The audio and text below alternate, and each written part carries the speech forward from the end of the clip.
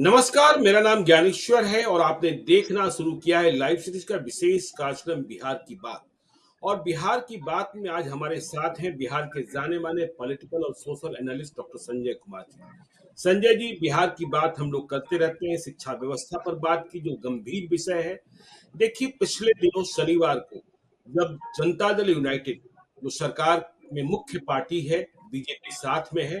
मुख्य पार्टी हम इसलिए कह रहे हैं क्योंकि नीतीश कुमार मुख्यमंत्री हैं। यह दावा किया गया कि बिहार को देश के टॉप 10 राज्यों में शामिल करा देंगे, लेकिन कैसे शामिल कराएंगे यह बात बताई नहीं गई। देखिए, हम दावा तो यह भी सुनते हैं, जब नीतीश कुमार महागठबंधन में होते हैं विशेष राज्य का दर्जा हासिल करेंगे, और जब एनडीए में आते हैं तो यह बात धीमी पड़ जाती है, विशेष सहायता की बात मंजूर कर ली जाती है। तो नीतीश कुमार और जनता दल यूनाइटेड टॉप 10 राज्यों में, मतलब हम तमिलनाडु की तरह हो जाएंगे, गुजरात की तरह हो जाएंगे, कर्नाटक की तरह हो जाएंगे। दिवा स्वप्न ही दिखता है, कैसे बढ़ेंगे इसका रोड मैप बिहार के कोई भी नेता सामने लेकर नहीं आते हैं। और जिस मानव सूचकांक की बात होती है, वहां हम किस पायदान पर खड़े हैं यह हम और आप समझते हैं। तो बढ़ेंगे कैसे और बढ़ता क्या है? जब हम बिहार के दर्द को समझते हैं, बिहार की बात करते हैं, तो हम यह महसूस करते हैं कि बिहार में दो ही चीज की कीमत बढ़ती है। एक सरकारी दूल्हे की कीमत बढ़ जाती है, जिसे सरकारी नौकरी लग गई वह दुल्हा ज्यादा मूल्यवान हो गया, चाहे नौकरी चपरासी की हो, चाहे वह आईएएस की नौकरी हो। या फिर हम यह देखते हैं कि जमीन की कीमत बढ़ती है, बाकी किसी चीज में बढ़ोतरी। देखिए, हम किसी जायज नाजायज धंधे की बात नहीं कर रहे हैं। वैसे सरकारी नौकरी में दूल्हे की कीमत भी जब बढ़ती है तो दहेज का लेन देन किस रूप में होता है यह हम और आप जानते हैं। जमीन का कारोबार बिहार में किस तरीके से, ब्लैक एंड व्हाइट का क्या प्रचलन है। हाँ, लेकिन दोनों की कीमतें बढ़ती हैं। शराब, जब से शराबबंदी है तो दारू भी ब्लैक में बिकता है, बालू की स्थिति क्या है यह भी। तो सरकारी दुल्हा और जमीन, हम कंज्यूमर स्टेट है, बाकी किसी चीज की कीमत बढ़ा भी नहीं सकते हैं। वह तो तय करते हैं दूसरे प्रदेश वाले जो उत्पादन करते हैं और जिसे हम कंज्यूम करते हैं। तो जो वो कीमत बढ़ा देंगे, हमें उसका भुगतान करना है। और स्थिति कैसी है समझ ही सकते हैं कि पिछले दिनों जब तिरुपति के नैवेद्यम लड्डू को लेकर विवाद छिड़ा, तो यह बात सामने आई कि बिहार में महावीर मंदिर जो नैवेद्य की तरह लड्डू प्रसाद बनाता है, वह भी सुधा का घी नहीं, वह कर्नाटका के नंदनी का घी इस्तेमाल कर रहा था। तो अब चलिए, परिवर्तन की बात हो रही है तो बिहार की बात, सरकारी दुल्हा और जमीन। पटना में कहीं भी जमीन का भाव आप पता कर लीजिए, करोड़ रुपए से कम की बात होगी नहीं। पटना में किसी फ्लैट और अपार्टमेंट की बात कर लीजिए। मैं अभी दिल्ली में था, गाजियाबाद नोएडा के इलाके में था, वहां सुविधाएं दिखती हैं, वहां बिल्डर्स दिखते हैं, और जो डिलीवरी है उसमें क्वालिटी दिखती है, एमिनिटीज दिखाई पड़ती है। लेकिन यहाँ तो कहीं भी, चाहे 20 फीट की सड़क हो, 15 फीट की सड़क हो, जो बिल्डर इस बात के लिए जाने जाते हैं कि वे डिलीवरी देंगे, हम फर्जीवाड़ा करने वालों की बात नहीं कर रहे हैं, उनकी कीमत भी 10,000 से 12,000 रुपए प्रति स्क्वायर फीट हो गई है। तो बिहार में सरकारी दुल्हा और जमीन की कीमतें ही बढ़ती रही तो फिर बिहार कैसे बढ़ेगा, इस बात की चिंता हमें बिहार की बात में करनी चाहिए। और यह समझना चाहिए कि बिहार का अर्थशास्त्र क्या है और बिहार बढ़ कैसे रहा है, बिहार पिछड़ कैसे रहा है। बिल्कुल आपने सही चिंता जाहिर की कि हम तो कंज्यूमर स्टेट रह गए बन करके।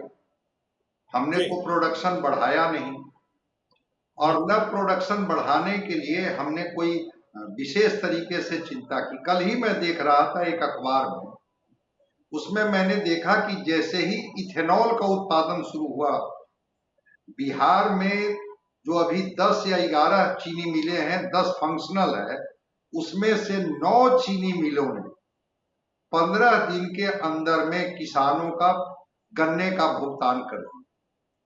जी। इथेनॉल, थोड़ी सी ऊर्जा लगाई गई इथेनॉल उत्पादन में, जिसका कि हम्म। हम लोग पेट्रोल में मिला करके 20% पेट्रोल में अगर मिला दें तो वो एक अच्छे फ्यूल के तौर पर वो काम करता है। क्या सरकार छोटी छोटी चीजों को अगर वो नजर पर रखे कि कैसे हम एग्रो प्रोसेसिंग यूनिट को, एग्रो वेस्ट इंडस्ट्री को हम कैसे चीजों को बनाएं और बना करके उसकी मार्केटिंग करें। बिहार का आलू निकलता है और गुजरात में वो चिप्स के पैकेट में भर करके बिहार के ही बाजारों में आता है और बिल्कुल। उसकी कीमतें हम लोग देते हैं। तो जब बिहार का तक मक्का। बिहार का मक्का ये यहां से निकलता है और दूसरे राज्यों से वो बन करके वही जब कॉर्नफ्लेक्स बन के आता है, वही जब उसका ये बन करके आता है तो हम लोग उसको खरीदते हैं, हम लोग कंज्यूमर स्टेट बन जाते हैं। आखिर प्रोसेसिंग क्यों नहीं हो पाता? और जब तक आप प्रोसेसिंग नहीं करेंगे, कभी कहा गया कि बिहार फ्रेट इक्विडोर के नाम पर, कि फ्रेट कॉरिडोर जो जी। बना, हाँ इक्वल कॉरिडोर जो बना, कि भाई जो कोयला बिहार में जिस कीमत पर मिलेगी वही कोयला महाराष्ट्र में मिलेगी। तो इंडस्ट्रियलाइजेशन का जो हाल हुआ उसका भुगतान रहा बिहार।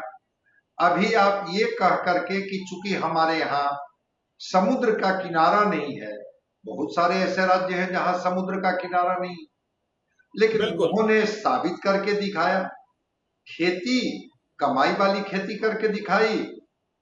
और जो एनएच बनाया, जो नेशनल हाईवे और स्टेट हाईवे बना, उसके किनारे बड़ी बड़ी कंपनियों ने अपना ये डाल दिया, फर्म डाला।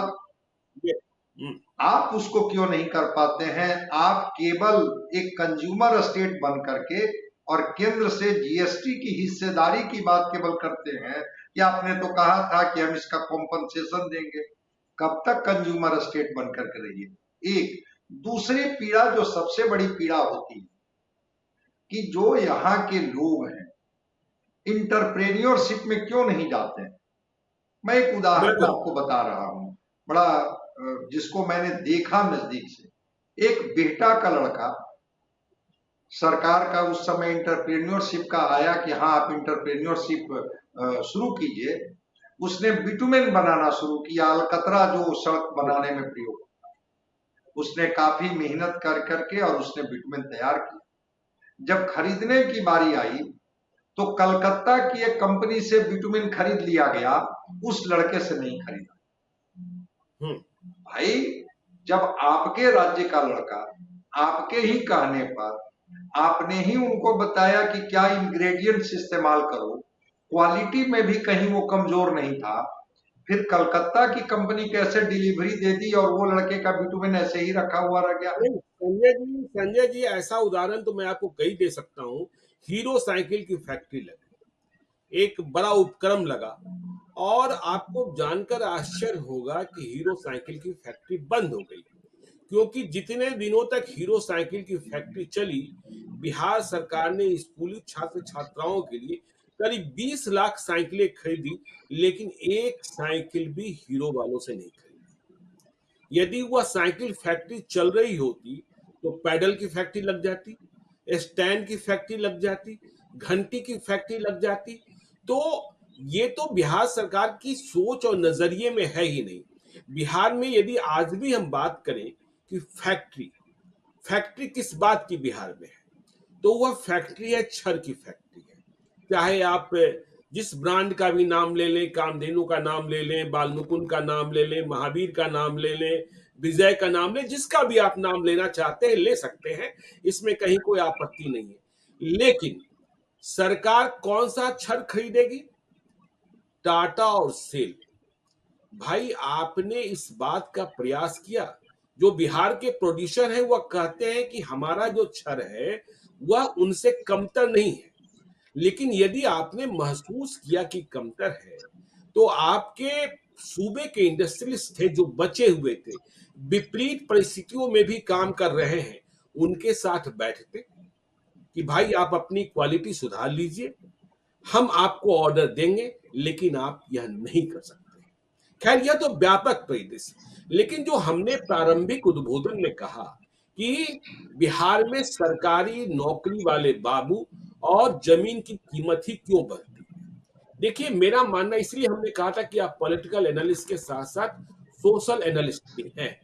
तो जो मेरी मान्यता है कि बिहार इतना पिछड़ गया है कि बिहार के जो माँ बाप है उन्हें आज भी इसी बात की समझ है कि सरकारी नौकरी वाले ही सबसे बेहतर है।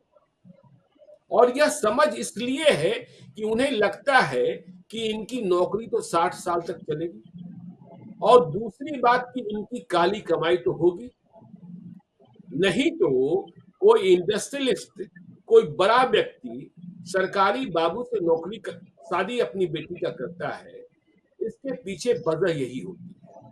और दूसरी बात जो हमने कहा कि जमीन की कीमत लगती है, जमीन की कीमत पटना, जो मुख्य पटना है, किसी भी हिस्से में बात कर लीजिए, लोग कहेंगे 2 करोड़ रुपए कट्ठा, 3 करोड़ रुपए कट्ठा। और वह स्टेट, वह शहर बिल्कुल पिछड़ता चला जाता है जब कॉमर्शियल और रेजिडेंशियल का भाव मैच कर जाता है। तो यहाँ संपत्ति का भाव जो बढ़ रहा है, एक शहर का विस्तार नहीं हुआ। देखिए, हमने वह दौर भी देखा है 1990 और 2005, मतलब इन 15 वर्षों में, जब संपत्ति की कीमत, जमीन की कीमत घट रही थी, लोग जमीन बेचकर भाग रहे थे, छुटकारा पा रहे थे। फिर नीतीश कुमार आए, एक उम्मीद की किरण पैदा हुई, जमीन की कीमतें बढ़नी शुरू हुई। लेकिन अब वहां पहुंच गई है जहां यह लगता है कि इसके पीछे काली कमाई का ही सबसे ज्यादा निवेश हो रहा है, क्योंकि विस्तार नहीं हो रहा है। एक बड़े डॉक्टर है, वह बिहार में किसकी सरकार बन सकती है, दोनों परिस्थितियों पर बात कर रहे थे। वह कह रहे थे इसमें जमीन की कीमतें बहुत गिर जाएगी, और दूसरे में कह रहे थे जमीन की कीमतें गिरेगी लेकिन कम गिरेगी, क्योंकि जमीन की कीमत जितनी बढ़ गई है उसमें असली निवेशक नहीं आ रहे, जिन्होंने तरीके से कमाया है, या फिर जमीन को इस तरीके से वह उद्यम के रूप में ले रहे हैं ताकि वहां कोई व्यापार कर सके, व्यापार बढ़ा सके। तो इसलिए चिंता इस बात की है कि बिहार में कीमत सिर्फ दो ही चीज की बढ़ रही है, सरकारी बाबू वाला दूल्हा और जमीन, इसमें काली कमाई का निवेश हो रहा है, बाकी कहीं बिहार बढ़ता नहीं दिख रहा है। चिंता की बात तो ये है संजय जी। बिल्कुल, बिल्कुल। हम पहले जमीन पर आ जाते हैं, फिर हम सरकारी दूल्हे पर आते हैं, या जी जिनको सरकारी दूल्हा बनाने की ख्वाहिश होती है लोगों की, कि हमारे घर में जो लड़का आए जिससे हम अपनी बच्ची की शादी करें वो सरकारी ही नौकरी वाला हो, तो हम ज्यादा जी। सिक्योर हैं। देखिए, इस सच्चाई को स्वीकार करना होगा। बिल्कुल आपने सही कहा। 2005 के बाद से जमीन की कीमतें जिस तरह से बढ़ी, मैं भी उसको कैलकुलेट नहीं कर पाता हूं कि इसका रेट बिल्कुल। क्या है, कैसे, कौन से रेशियो में ये बढ़ता है भाई। अगर 2005 में कोई जमीन 2 लाख रुपए कट्ठा कहीं था, वो 2010 में वही जमीन 25 लाख रुपए कट्ठा कैसे हो गया? कुछ तो जी रेशियो होगा। बाद में बिल्कुल। जब हमने इसको समझने की कोशिश की तो पता चला कि भाई जमीन के टुकड़े तो कम हैं, बेचने वाले कम हैं। बिहार की जिस जी तरह की डेंसिटी है और जिस तरह से पॉपुलेशन है, वो जमीन के कपड़े रकबे कम है, टुकड़े कम है। अब किसी ने सोचा कि जमीन हमको बेचनी है, और आप जब तक उसकी कीमत में थोड़ा आगे पीछे कीजिएगा तब तक मुंहमांगी कीमत किसी ने दे दी। अब बिल्कुल। मुंहमांगी कीमत कौन देंगे ये सबको पता है। हम्म। तो मुंहमांगी कीमत देने की शुरुआत तो 2005 के बाद से हुई, इस सच को स्वीकार करना। चूंकि उनके पास इतने पैसे हैं कि उस पैसे को उन्होंने इन्वेस्टमेंट का, और बिल्कुल। जमीन को कहते हैं कि सबसे अच्छा इन्वेस्टमेंट है कि जमीन में लगा दो। वही ऐसे लोग हैं जिनकी कमाई, पूरे जीवन की कमाई मिला करके भी उतना वो नहीं खरीद सकते हैं, लेकिन वो 3, 4, 5 साल के पीरियड में पता चला कि उनका वहां भी 1 प्लॉट है, वहां भी 2 प्लॉट है, वहां भी 3 प्लॉट है, वहां भी 4 प्लॉट है। उन्होंने ही कीमतें बढ़ाई। अब कोई प्लॉट की कीमत अगर 10 लाख रुपए कट्ठा है और जी किन्हीं के पास अवैध पैसा है, अब उनके बिल्कुल। लिए थोड़े बार्गेन करने की जरूरत है कि भाई 20 में दोगे कि 25 में दोगे। उसने कहा कि चलो 30 में हमने दिया, अब बगल वाले ने कहा कि चूंकि 30 में उनकी जमीन बिक गई इसलिए मेरी जमीन अब 35 की हो गई। जी, तो बिल्कुल मैं मानता हूं कि जो जमीन की कीमतें बढ़ी उसके पीछे का एक बड़ा कारण ये रहा, मुंहमांगी कीमतें उस जमीन वाले को दी गई। हम्म, और मुंहमांगी कीमतें जब मिलेगी तो फिर जमीन का कोई रेट नहीं रह जाएगा, वो ब्रोकर घूमते रहते हैं। मैं जिस इलाके में रहता हूं, हर तीसरा व्यक्ति मुझे मिलता था जो हम पूछते थे कि क्या करते हैं आप, तो हम जमीन हम्म, का कारोबार करते हैं। हम जी, जमीन का कारोबार क्या होता है भाई? कहा कि कुछ नहीं सर, 2 प्लॉट 3 प्लॉट का डील हमने साल में करा दिया, 2% भी मिल गया तो हमारी कमाई काफी हो जाती है। ये जमीन और जमीन में इन्वेस्टमेंट किनका होता है, कभी सरकार ठहर करके सोची? कभी नहीं सोची। बिल्कुल। और इसका ये मतलब तो ये हुआ ना संजय जी, इसका मतलब ये हुआ कि जमीन की जो कीमतें बढ़ी, उसके पीछे काली कमाई का निवेश हुआ। जमीन की कीमतें या जमीन की खरीदगी इसके लिए नहीं हुई कि उससे सूबे का विकास होगा, शहर का विस्तार होगा। हाँ, काली कमाई है, इसे खपा देना है। इसलिए जो आज आसमान पर कीमतें बढ़ गई हैं, और दूसरा इसका जो पक्ष है कि सरकार ने शहर के विस्तार की कोई योजना नहीं बनाई। भाई कि शहरों यदि शहर का विस्तार किया होता तो देखिए, यदि आप चंडीगढ़ की बात करते हैं तो चंडीगढ़ जब भर गया तो एक दूसरा टाउनशिप हो गया, हाँ, फिर तीसरा टाउनशिप हो गया। आप देखिए, जब नोएडा भर गया तो इंदिरापुरम हो गया, वसुंधरा हो गया, वैशाली हो गया, उसके बाद नोएडा तो पहले था ही, अब जेबर हो रहा है, ग्रेटर नोएडा हो रहा है। तो आपने विस्तार की कोई कोशिश नहीं की। मैं आपको बता रहा हूं कि बिहार में अभी भी ऑर्गेनाइजेशन ग्यारह जी, परसेंट है। कुछ लोग कहते हैं कि नहीं अब 12% बढ़ के हो गया, मान लिया कि 12% ही, जी, लेकिन आप बिहार के 10 ऐसे शहर बता दीजिए, छोड़ दीजिए दूसरी जगह, उत्तर प्रदेश में आपको 10-12 शहर ऐसे मिल जाएंगे जो वेल डेवलप्ड। नहीं, दिल्ली का दस तो बारह क्या 25 मिल जाएंगे ना, 25 मिल 25 जाएंगे। 25 मिल जाएंगे। जी, दूसरी चीज, ये जो आप पटना जिसमें हम लोग रहते हैं, बिल्कुल एकदम कॉरिडोर की तरह है, एक तरफ गंगा और दूसरी तरफ पुनपुन, ये दोनों के हम्म, बीच में एक शहर ये बसा हुआ है लंबा। अगर इस बिल्कुल। शहर को भी प्लान्ड तरीके से बसाया जाता या डेवलप कराया जाता, मैं म्यूजियम के खिलाफ नहीं हूं, लेकिन जी, अगर जितने हजार करोड़ की राशि जिस जगह लगाई गई, अगर आउटस्कर्ट में वो म्यूजियम बनाया जाता, बापू हम्म, सभागार अगर उधर पालीगंज और विक्रम की तरफ बनाया जाता, एक रोजगार की संभावना बनती कि वहां लोग बिल्कुल। जाते, ठीक है, मीटिंग करने, फंक्शन करने, जिस कार्यक्रम में जाते, सारा चीज आप इसी के इर्द गिर्द में बनाते हैं, तो हम्म, स्वाभाविक है कि उसका तो लाभ नहीं मिलेगा। और बिल्कुल आपने हम्म, सही कहा कि जिन हम्म, लोगों ने जमीन में इन्वेस्टमेंट किया, वो इन्वेस्टमेंट इसलिए नहीं कि उसमें हम कोई प्रोडक्टिव काम करेंगे, कोई इंडस्ट्रियलाइजेशन करेंगे और जिसकी वजह से लोगों को रोजगार भी देंगे और जो प्रोडक्ट होगा उसको हम मार्केट में बेच करके उसका बिहार को लाभ भी देंगे। वो उनका बिल्कुल। इन्वेस्टमेंट है कि वो पैसा बैंक में न रख करके उन्होंने जमीन में लगाई और कीमतें आसमान पर पहुंच गई। चौथी जो महत्वपूर्ण चीज है, जिस नोएडा की बात या ये की बात की कई शहर बसाए गए, सरकार एक शहर को तो प्लान्ड तरीके से, आपने उस दृश्य को भी देखा कि गंगा का पानी जब एक बार इस शहर में आ जाता है तो निकल नहीं बिल्कुल। पाता है। और आपने देखा हम्म, होगा कि राजेंद्र नगर से लेकर के कैसे कुछ दिन पहले ना नाले का पानी चौक कर गया था, हम्म, सम्प हाउस फेल कर गया था, और कैसे कई जो डॉक्टर्स थे उनके मशीन उसी में रह गए और वो खराब हो गए, बर्बाद हो गए।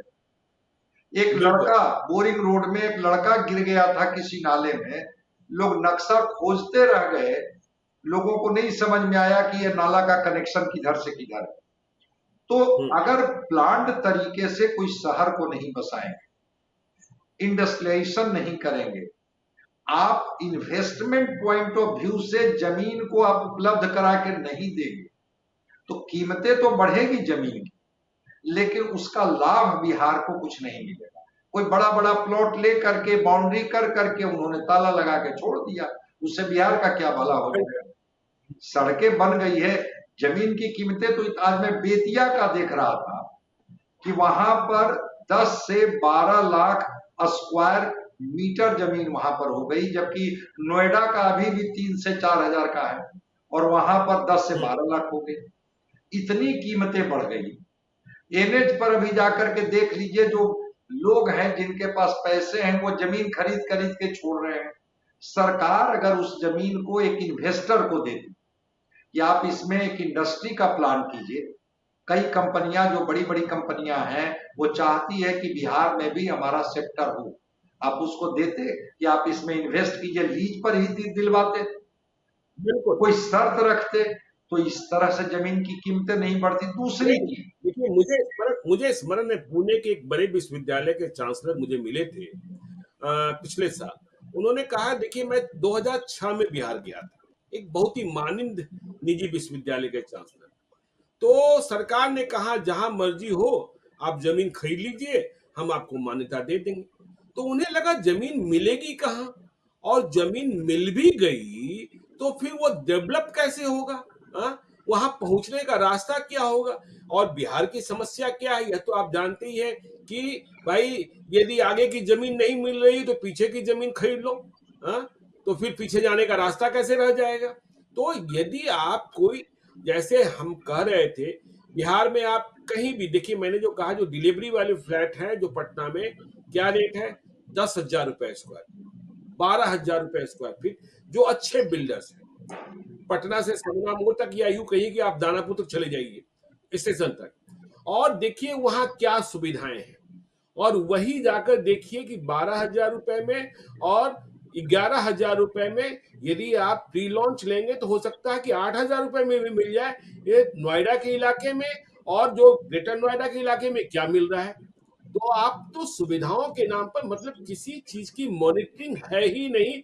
बस ये है कि जो जैसे कर रहा है, जहां बन रहा है वहां बन जाने दो। तो यही स्थिति तो है।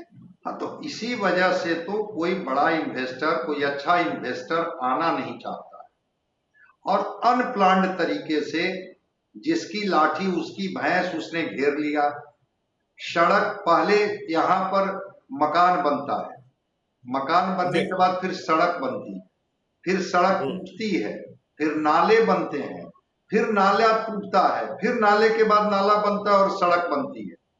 कौन सा सड़क पर आपका, सड़क बनती जाती है। सड़क पर सड़क बनते जाती है। तो आपके हम्म। पास कोई टाउन प्लान है नहीं, अर्बनाइजेशन के प्रति आप सीरियस है नहीं। पटना को अगर छोड़ दिया जाए तो जो बाकी डिस्ट्रिक्ट टाउन है आप उसको बढ़ा सकते थे, उसका एक्सपेंशन आप दे सकते थे। भाई नेचुरल तरीके से तो जब आबादी बढ़ रही है तो कुछ ना कुछ लोग कर ही लेंगे, बढ़ा ही लेंगे। बिल्कुल। लेकिन सरकार का ब्लूप्रिंट क्या है, आप इसको कैसे डेवलप करना चाहते हैं।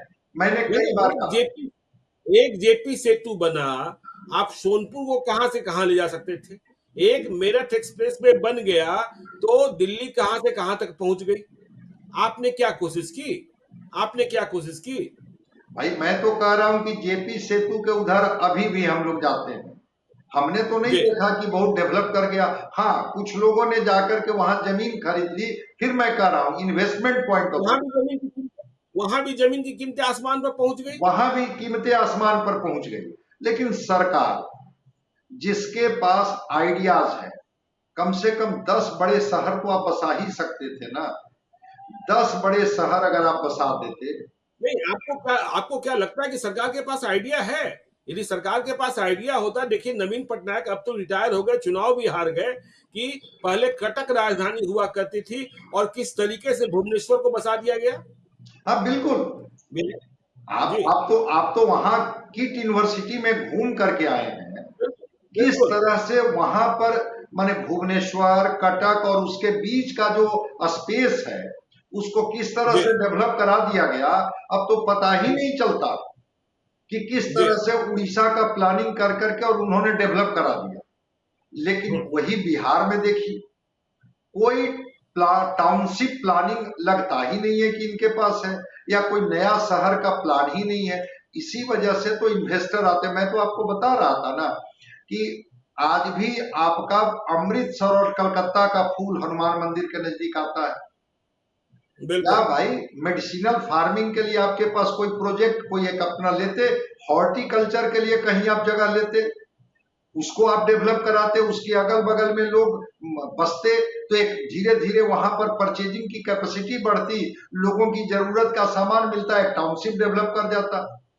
प्राइवेट बिल्डर कुछ कर लेते हैं कि दूर में जाकर के कोई जमीन ले लिए, उनको पता है कि यहाँ से एनएच निकलेगा, यहाँ से स्टेट हाईवे निकलेगा, वो डेवलप करा करके फ्लैट बना करके, जो आप कह रहे हैं कि लोगों की मजबूरी है, वो अपना फ्लैट खरीद के उसमें रहने लगते हैं।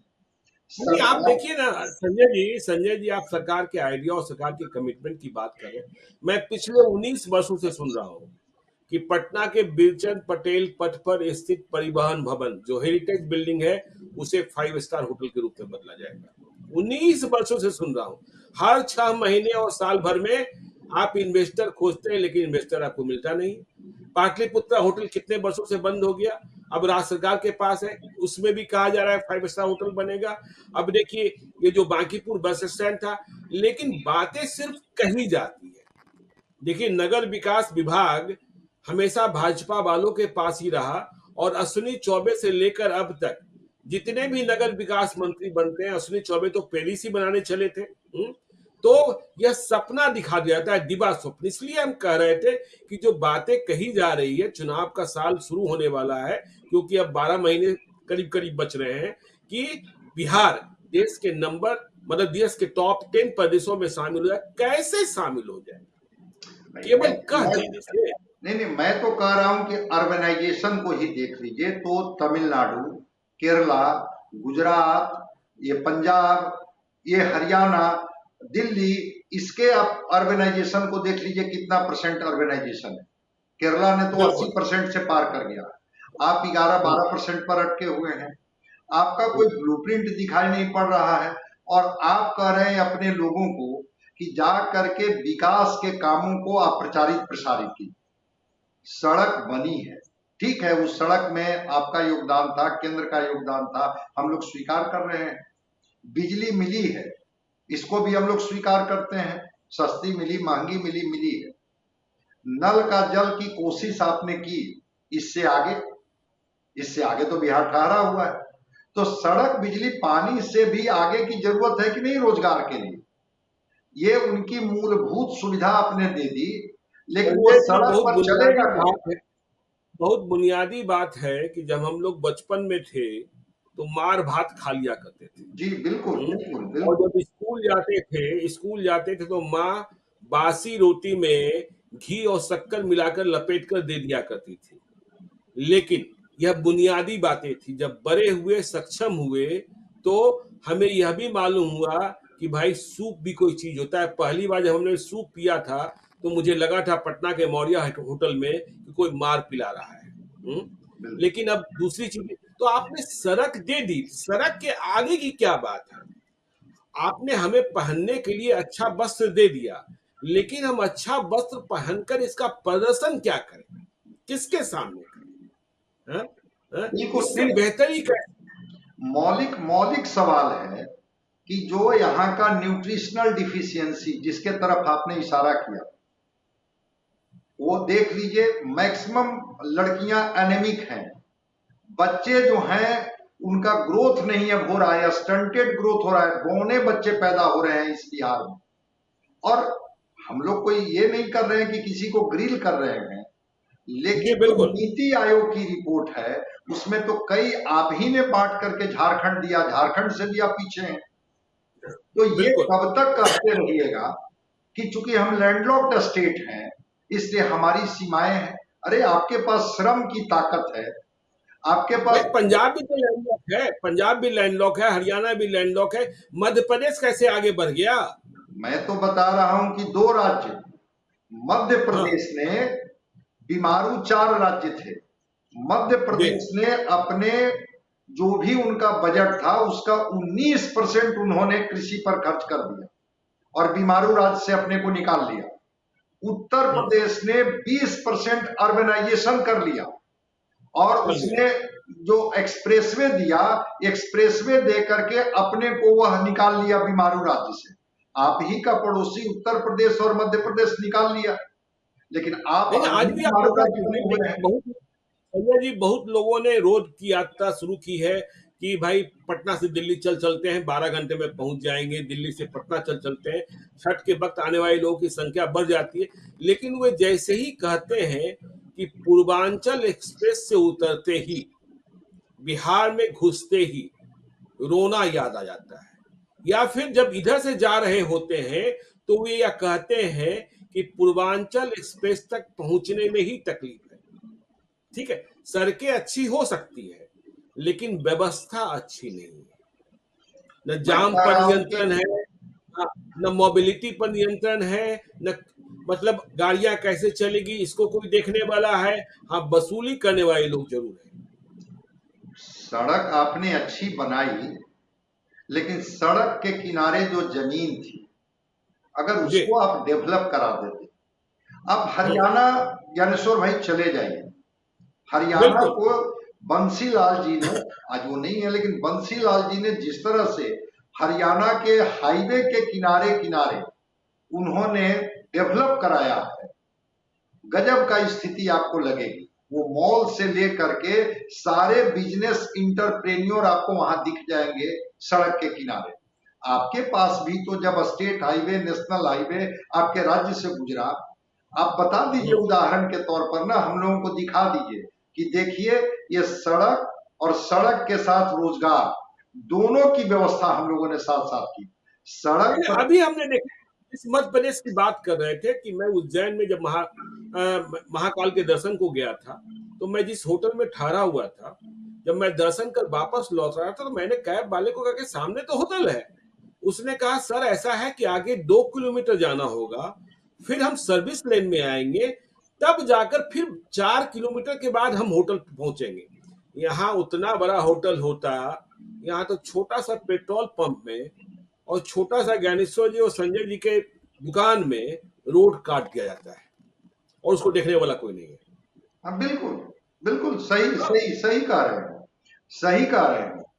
तो और जो दूसरी जो बात आप कह रहे थे सरकारी दूल्हे की, हम और आप बात कर जी, चुके हैं कि वो बिल्कुल। प्यून से लेकर के और चीफ सेक्रेटरी तक, सिपाही से लेकर के और डीजीपी साहब तक उसकी संख्या 23 लाख है। 23 लाख ही बिल्कुल। सरकारी नौकरी है बिहार में। आज गांव में जो एक सिपाही में बहाल हो जाता है और हम्म। पता चला कि उसके घर में लोग बटुहारी में जा रहे हैं, उसकी कीमत 30 से ऊपर लग जाती है। एक जी। शिक्षक बन गया, अब उसकी कीमत बढ़ गई। क्यों भाई? उससे ज्यादा कमाने वाला एक इंटरप्रेन्योरशिप करने वाला कोई बच्चा, अब तो उसकी शुरुआत दूसरे राज्यों में तो हो रही है कि आईआईटी छोड़ करके बिल्कुल। दूसरे यूपीएससी के सर्विसेज जो क्वालिफाई किया था उसको छोड़ करके इंटरप्रेन्योरशिप में वो आ रहा है। आपके राज्य में क्यों नहीं उसको प्रोत्साहन मिलता है कि सरकारी हो या प्राइवेट, उस लड़के में लोग उसकी विद्वता, उसका गुण, उसका स्किल, उसकी क्वालिटी क्यों नहीं ढूंढते हैं? आज भी वो नहीं, हमें हमें इसके पीछे देखिए दो कारण लगता है संजय जी, जब मैं सामाजिक कारणों की जांच करता हूँ, कि देखिए बिहार के लोग इतने पिछड़ गए, या उन्होंने दुनिया की तरक्की देखी नहीं, सूबे की तरक्की देखी नहीं, उन्होंने सिर्फ सरकारी नौकरी देखी। उन्हें पता ही नहीं है कि अब जो निजी कंपनियां हैं वह सरकारी कंपनियों से कितनी बड़ी कंपनी हो गई है। रेलवे ही सबसे बड़ा एम्प्लॉयर है ना, लेकिन आप देखिए कितनी बड़ी बड़ी कंपनियां क्रिएट हो गई। तो लोगों ने देखी ही नहीं दुनिया, लोगों ने दुनिया की तरक्की नहीं देखी, तो उन्हें सिपाही और मास्टर साहब ही सबसे अच्छे दिखाई पड़ते हैं। और फिर वैसा दूल्हा चाहिए जिनके बारे में मालूम हो कि इनकी नौकरी में काली कमाई है, तो बेटी बिल्कुल ठीक बिल्कुल से रहेगी, बिल्कुल गाँव बिल्कुल भी अच्छा रहेगा। तो बात मुझे समझ में आती है संजय जी, आप सहमत होंगे नहीं होंगे मुझे नहीं पता। मैं कह रहा हूं कि वो काली कमाई का स्रोत कौन डेवलप करने देता है? जी, आपकी सरकार। दूसरे बिल्कुल। राज्य में भी सरकारी सेवा में लोग हैं, उनको पता है। आप चले जाइए साउथ में, जो आपके यहाँ ब्यूरोक्रेट्स का जो क्रेज दिखता है, साउथ में आपको इस जी, तरह का कोई क्रेज नहीं दिखेगा आपको। हुँ, बिल्कुल सामान्य की तरह वो रहते हैं, क्योंकि उनको पता है कि यहाँ पर काली कमाई का बहुत स्कोप नहीं है। लेकिन हुँ, आपके यहाँ तो वो जो खोजते हैं कि किस विभाग में लड़का है, और उसके बाद वो नमक का दारोगा, हम लोग पढ़े थे कि भाई सैलरी तो बिल्कुल। पूर्णमासी का चांद है, मेन कमाई तो वही है जो रोज हाथ को गर्म करता है। मैं कह रहा हूं कि बिल्कुल आप जिस सोच की बात कर रहे हैं उस सोच से समाज निकल ही नहीं पाया। हमने सरकारी नौकरी वाले, हम लोग तो शिक्षक परिवार को देखे हैं, जिए हैं उसमें। भाई दशहरा और दिवाली के समय जब उनको अलग से बोनस मिलता था तो इंतजार हम लोगों को रहता था कि कोई अच्छा कपड़ा वगैरह हम लोगों के लिए भी बन जाए। अदरवाइज जी इतने पैसे ही नहीं होते थे जिसमें कोई एक्स्ट्रा वो सोच सकते थे, क्योंकि ईमानदारी थी वहां।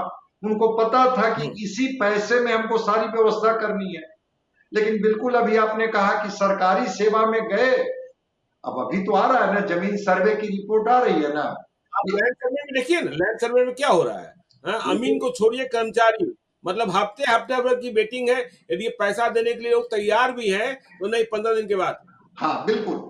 और उनके सामने लोग हाथ जोड़ करके खड़ा हैं, कह रहे हैं कि इतना पैसा आप ले लीजिए। और सीओ और बीडीओ की कमाई पर मंथ कितनी हो गई है ये तो कई बार सोशल मीडिया से प्लेटफॉर्म पर आ चुका है। तो जी सरकारी अवैध कमाई वाले दूल्हे, ये क्रेज उनको दिखता है। और एक जो जिसको आपने कहा कि सामाजिक जीवन को मैं जीता हूं, बिल्कुल मैं आपको बता रहा हूं, एक समय ऐसा भी था जब जी अवैध कमाई करने वाले लोगों का समाज का उनको स्वीकृति नहीं मिला हुआ था, समाज उनको एक्सेप्ट नहीं करती। आज समाज ने भी वैसे लोगों को, अरे भाई वो आदमी तो लूट करके रख दिया, गजब की कमाई करता है, ऐसी नौकरी उसको मिली है कि समझिए कि अब कहना ही नहीं है कि उसकी कमाई कितनी है। जब समाज ने उसको स्वीकृति दे दी, सरकार ने आंख मूंद ली, तो फिर तो समाज को वही दिखेगा कि उसने कितना बिल्कुल। बड़ा धन की इमारत खड़ा कर ली, और बाकी किनारे हो जाएंगे। इससे राज्य का क्या भला हो जाएगा। अगर कुछ चंद टापू बहुत ऊंचाई पर चले गए, इसलिए इसमें जो गरीबी का समंदर हिलोरा ले रहा है, इस बिहार की विडंबना देखिए ना। अगर 3 करोड़ परिवार इस बिहार में है तो 94 लाख परिवार, 93 लाख परिवार, मतलब 1/3 परिवार गरीबी रेखा से नीचे हैं, जिनकी मासिक आमदनी 6,000 से कम है। ये तो सोशियो इकोनॉमिक सर्वे की रिपोर्ट है।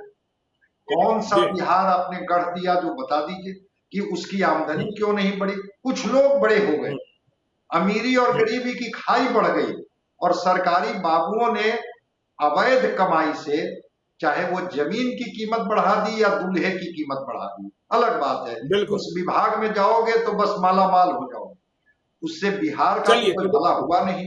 बिल्कुल बिहार का भला होने वाला नहीं है। बिहार का भला होने वाला नहीं। समय अधिक हो रहा है संजय जी, हम लोग को आज खत्म करना होगा। आगे भी चर्चा हम लोग बिहार की बात करते ही रहेंगे।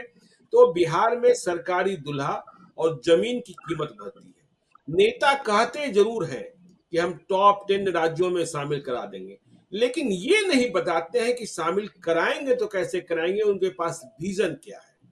तो जनता को भी जागना चाहिए और कसौटी पर तौलना चाहिए। तो बिहार की बात आगे भी हम जारी रखेंगे। संजय जी हमारे साथ जुड़ते रहेंगे।